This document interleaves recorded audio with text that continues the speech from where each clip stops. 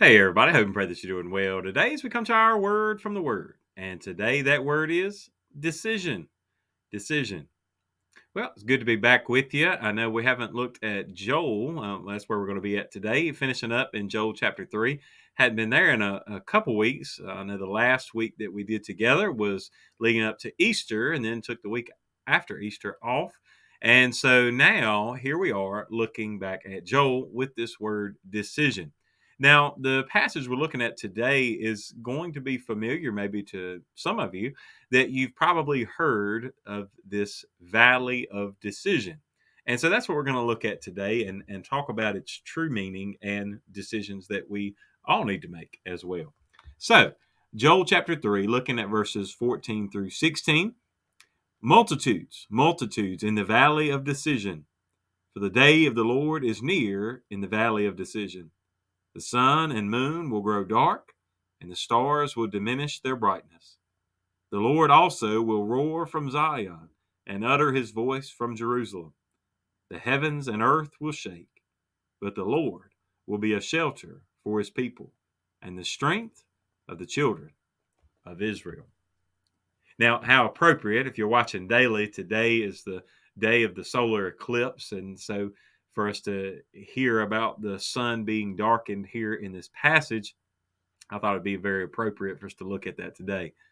But more than that, right? We know that God uses signs and even the things and the stars, and we know that all this is created by Him. Everything was set in order, and people will, I think, sometimes try to read too much into things, and at times, sometimes we don't look deep enough that maybe we won't even understand the meaning.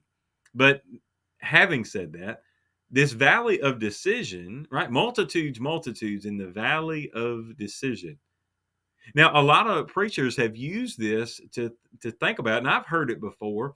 That they would say, "Hey, you're in that time, that valley of decision," as though the people have a choice. Now, they use it as a evangelistic tool, and I'm not saying that's wrong, but to use this verse to come up with it's a little bit out of context. Um, so let's think about the context. He is saying that this is pointing to the day of Armageddon, that all in the valley, that as the nations are coming against the one true God, it's all going to be finished. The decision is actually not on the decision of the people, it's the valley of decision from God on how he's going to judge the nations. And what he's going to do is he's going to crush them all. They will all be destroyed. So the decision is not to be made at that point from the people's perspective, but the decision will be handed down. The ruling, the verdict will be handed down from God Almighty. Now, as we think about that, now that doesn't shouldn't deter us from knowing that we need to make a decision. One of the reasons that all of these prophecies were given was so that nations could make a decision before it was too late. See, because once this takes place, it will be too late. See, this is the day at the end when Christ will come and set up his kingdom.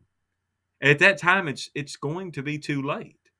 It's not they're going to say, "Oh, hold on, I believe now." No, that's not it. It'll be beyond that moment, and they would have already had made their decision, and so now they were going to hear what the Lord had decided to do with them. So even as we use this in evangelism to say, hey, if you're in that valley, that time of decision, that valley of decision, let's make sure that we're clear. You have a decision to make now. If you wait until you get to this literal valley of decision, your decision has already been made. Now, one thing I heard years ago, and it sounds kind of funny, but you say, well, look, I haven't made a choice. I haven't chosen. I'm right there in between on whether or not I accept God or whether or not I reject Him. I'm kind of right there in the middle, and I refuse to even make a choice or to not decide to follow Christ. Right. So the part that always kind of used to get me laughing or chuckling a little bit, is to not choose is to choose. Right. To make a decision not to choose is to make a decision, and that is choosing not to follow God. See, because unless you choose to follow him, every other choice is against him. Every other choice means that you will be the one facing that decision, that you will be facing judgment, and the decision of the Lord will be made up. And at that point, it will be too late. So today, I guess you say, okay, what do I want to take from this? What do I need? How do I need to apply this? Well, as we look through, as you continue to read through Joel, read through the rest of the chapter, and you'll see the promises for Israel's restoration, the things that will happen after this.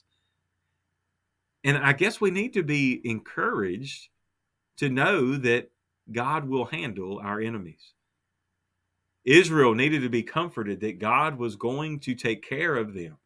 No matter what's going on in the world today, no matter how much unrest and uncivilized people are getting, we need to understand that there will be a time of peace, but the time of peace will not come until God has dealt with all the nations and Jesus has set up his kingdom here on earth. Then there will be peace. But then there will be no more decisions to be made.